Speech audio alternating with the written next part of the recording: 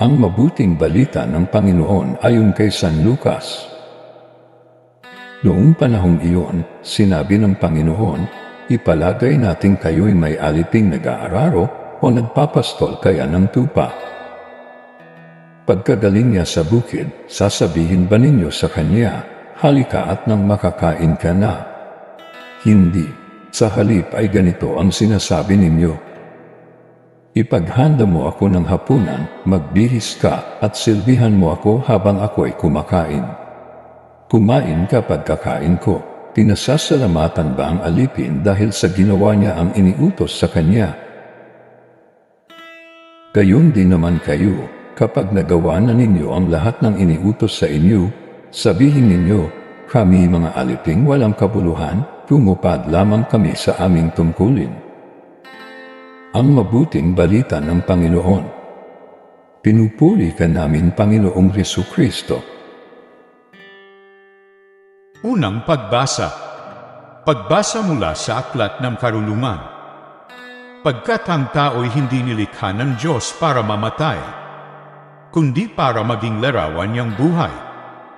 Ngunit dahil sa pakana ng dyablo, nakapasok ang kamatayan at ito ang kahihinatnan ng mga napailalim sa Kanya. Ngunit ang mga matuwid ay nasa kamay ng Diyos, at di sila makararanas ng kamuntimang pahirap. Sa akala ng mga hangal, ang mga matuwid ay namamatay. Iniisip nilang ang kamatayan ay kapahamakan, at ang pagpanaw nila ay tuluyang paglaho. Ngunit ang totoo, sila'y nananahimik na. Bagamat sa tingin ng tao sila'y pinarusahan. Ngunit ang totoo, sila'y nasa buhay na walang hanggan. Ang kaunting pagtitiis nila ay tutumbasan ng malaking pagpapala. Napatunayan ng Diyos na sila'y karapat-dapat. Sila'y kanyang sinubok tulad ng ginto sa tunawan. Kaya't sila'y tinanggap niyang parang handog na sinusunog. Pagdating ng Panginoon para gantimpalaan ang mga banal, magniningning silang parang ningas ng nagliliyab na dayami. Sila ang mamamayani sa mga bansa sa daigdig. At ang Panginoon ang maghahari sa kanila magpakailanman. Ang mga nagtitiwala sa Kanya ay makauunawa sa katotohanan ng Kanyang pamamaraan. At ang mga naging tapat sa Kanya ay mamumuhay na kasama Niya sa Kanyang pag-ibig.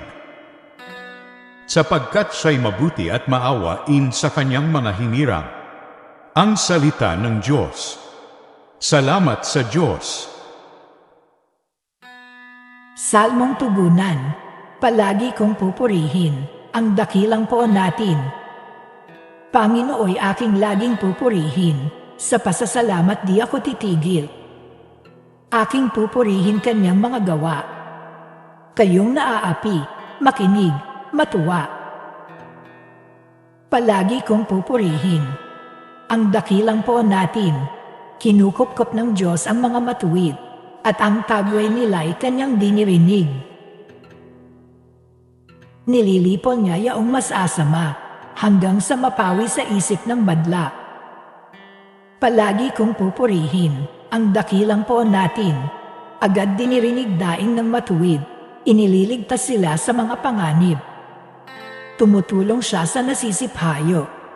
Ang walang pag-asa'y hindi banibigo. Palagi kong pupurihin ang dakilang poon natin. Aleluya, aleluya, ang sa aking nagmamahal, tutupad sa aking aral, ama't ako'y mananahan. Aleluya, aleluya,